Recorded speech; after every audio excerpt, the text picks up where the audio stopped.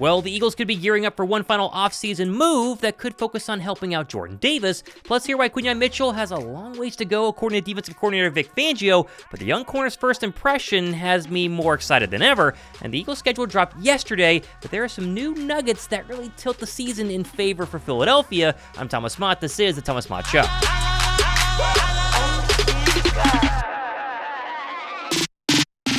The Eagles' schedule is finally out, and sure, there are some disappointing factors, just like the Week 5 early bye, or perhaps not playing the Dallas Cowboys in prime time. It's a really dumb move by the NFL there, or the fact the Eagles have 7 of their first 12 games on the road. But there are also a lot of little wins that I didn't get to go over yesterday in my full schedule breakdown, which, by the way, is linked down below if you missed that. We go through every single game, check that one out. But for instance, the Eagles play 4 home games over their final 5 weeks of the regular season for the first time since 1951. And that means they won't have to travel by plane after week 12. That's the last 6 weeks of the NFL season, almost 41 days of no jet lag. Philadelphia will also play teams that had double-digit wins in 2023 in back-to-back games just once during the next upcoming season.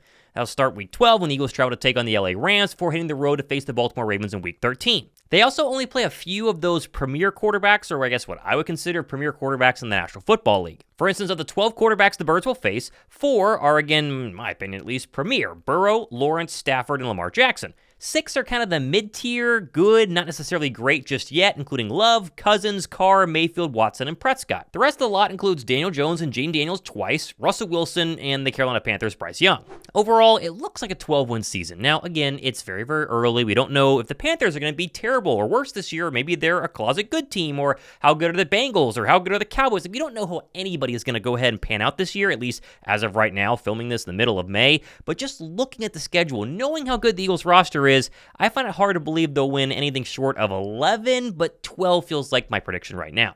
Okay, one thing you guys know about me is that I'm always honest about the sponsors for some of my videos, and so when Keeps reached out to me and said, Thomas, let's talk about you losing your hair, I kind of went, guys, I'm not losing my hair. Like, I have a very nice, very lush, full head of hair. But after a quick Google search, I realized that almost 2/3 of American men will have some degree of hair loss by 50. And while Keeps sent me a couple of stuff to help keep my hair as lush and long as it is right now, for those of you guys who are actually losing your hair, they have plenty for you as well. Now, getting started is really simple. Like, all you gotta do is fill out a super easy online consultation where you detail your hair loss journey, and then Keeps creates a personalized treatment plan specifically formulated to address your unique needs, and they ship it right to your door. Now, Keeps sent me their thickening shampoo, they sent me their thickening conditioner, and they also sent me my personal favorite, their thickening pomade. And all these products are designed to work together and enhance your results by making your thinning hair look a whole lot thicker. They have a special formula designed by hair loss experts that supports healthy hair growth with science-backed ingredients like biotin, caffeine, and green tea. Thanks to Keeps for sponsoring today's video and sending over a bunch of free products. Remember, hair loss, it starts with Keeps, and for a special offer, go to keeps.com/Thomas Mott down below in my description box.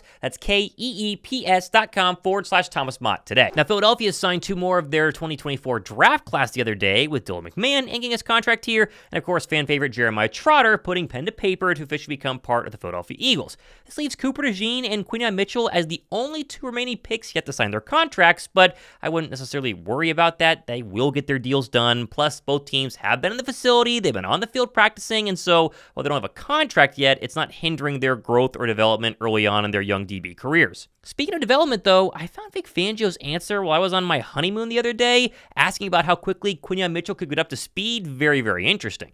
Yeah, he's obviously got good movement. He's got good size for a corner. He's going to have to adapt to the NFL game, covering NFL receivers, NFL schemes in the passing game. There's a lot to learn. And but we think he's the right guy, emotionally and mentally to do that. And hopefully he'll pay dividends quickly rather than later. But he's going to be one of the many competing.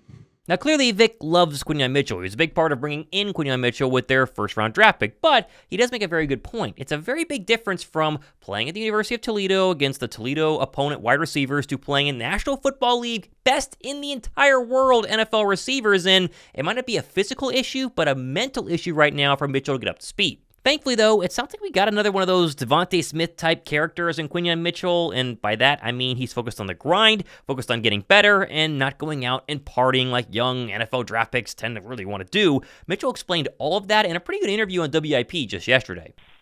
No, I haven't been out much. Just been working hard, just at the facility or at the hotel. So no, I haven't been out much in Philadelphia.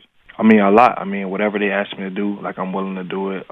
Really, just willing to come in and just work hard and then just do whatever they ask me to do. So, I mean, I feel pretty good. I feel like we got a great team, great veterans. So I'm just willing to help out any kind of way.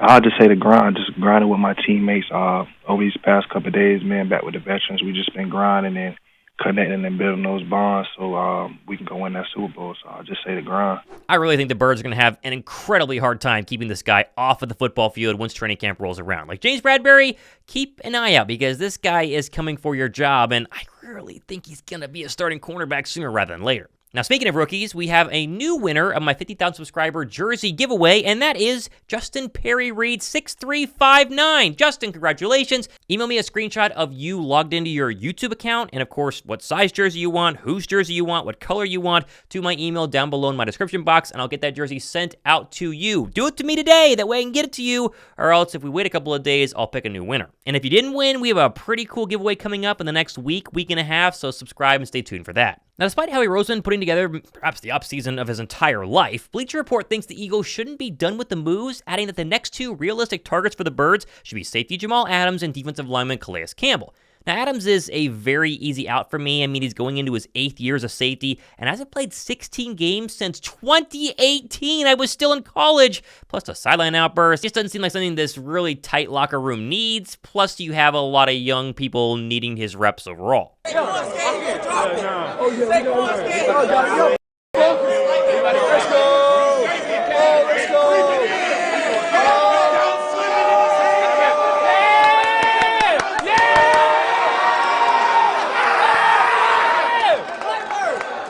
Campbell is more of an interesting prospect, though, and he's not getting a lot of run in the Philly media. Like, sure, he's 37 years old and not getting any younger, but he had 6.5 sacks. Yeah, 6.5 sacks in 17 games last season on a very weak Falcons defensive line, which is really quite the production for the old fella. Now, Philadelphia lost their main defensive tackle veteran voice, and Cox retiring this offseason. A cheap one-year, Chris Long, dare I say, type deal for Calais Campbell wouldn't be the worst move to balance out a very young, but hopefully up-and-coming defensive front. Personally, if I'm Campbell, I'm not signing anytime soon, though, because I am 37 years old, and training camps historically for everybody is very hard, wear and tear on the body. I would wait till training camp is almost all the way done, wait and see if any defensive tackle injuries happen for other football teams, but coming to Philadelphia and mentoring Jordan Davis, mentoring Jalen Carter, it really wouldn't be the best overall move. And again, the guy had 6.5 sacks last year as a DT at 37 years old. If he got 4 for Philadelphia and got Jordan Davis up to the level we hoped he was, first-round draft pick a couple of years ago,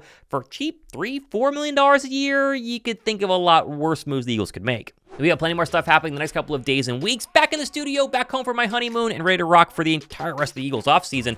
OTAs are coming for everybody the next couple of weeks. It's going to be an absolutely fascinating time. Be sure to hit that red subscribe button. I'm Thomas Mott, hanging out on a Thursday. This has been the Thomas Mott Show.